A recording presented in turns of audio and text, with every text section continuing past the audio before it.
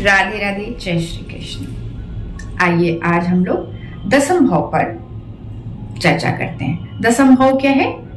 दसम भाव हमारी लग्न कुंडली से दसम स्थान, उसे दसम भाव कहते हैं। ये हमारी कुंडली में बहुत महत्वपूर्ण स्थान रखता है, क्योंकि लगन और दसम ये दोनों अगर मजबूत हैं तो कैसी भी परिस्थिति हो, व्यक्ति अपने नेगेटिव से नेगेटिव स्थिति से बाहर निकलने की क्षमता रखता है। तो आइए समझते हैं कि दसम भाव होता क्या है और इससे क्या क्या चीजें देखी जाती है। दसम भाव व्यवसाय का भाव भी कहा जाता है, इसलिए व्यवसाय भाव से भी जानते हैं। इससे हम व्यवसाय यानी कि जीवन यापन के साधन के रूप में इस भाव को हम देखते हैं कि व्यक्ति का किस प्रकार का जीवन का आय का स्रोत बनेगा, किस प्रकार का कार्य व्यक्ति जीवन में अपने करेगा, हम इसी के माध्यम से देखते हैं, दसम भाव के माध्यम से। इसके भाव के स्वामी, इस पर कौन कौन सी दृष्टियां हैं, वो सब एक महत्वपूर्ण रोल प्ले करती हैं,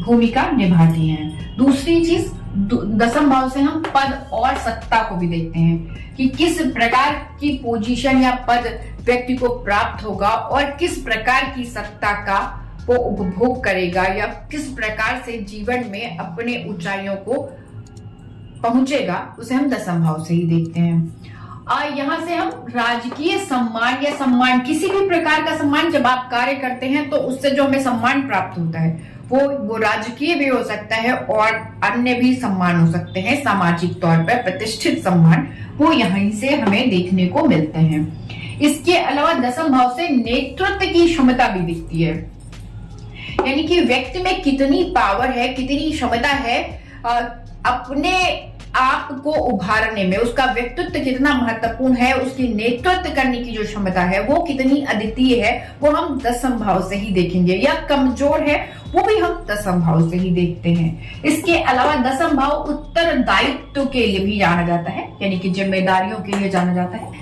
दसम भाव से हम ये भी देखते हैं कि व्यक्ति को उत्तरदायित्व कैसे प्राप्त होंगे समाज में, दुनिया में, जब वो संसार में आया है, और उसको किस प्रकार से वो निभाएगा, वो भी हम दसम भाव से ही देखते हैं। इसके अलावा दसम भाव से धार्मिक कार्य भी देखते हैं। धार्मिक कार्य का मतलब कि ऐसा नहीं है कि केवल तीर्थ स्थल से मतलब है या मंदिर से रिलेटेड है। समाज के उत्थान में किए गए किसी भी प्रकार के कार्य को हम दसम भाव के द्वारा ही देखेंगे। इसके अलावा दसम भाव मंत्र जाप, मंत्रों पर पूर्ण अधिकार के रूप में भी जाना जाता है। अगर आध्यात्मिक जगत में अगर हम जाते हैं तो यहाँ पर मंत्र जाप करने की क्षमता और उसमें पूर्ण अधिकार प्राप्त होना, ये भी हम दसम भाव से देखते हैं। अगर किसी का दसम भाव बली है तो वो बहुत, उसका उच्चारण बहुत शुद्ध होगा और वो बहुत पॉजिटिव तरीके से उसको आगे बढ़ाएगा।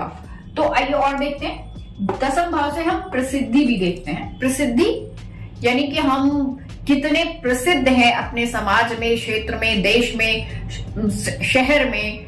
ये जो हमारी प्रतिष्ठा है, मान सम्मान के साथ साथ जो प्रसिद्धि है, जो आगे आगे तक चलती रहती है, हमारे जन्म के बाद तक चलती रहती है, वो भी हम दसम भाव से ही देखेंगे।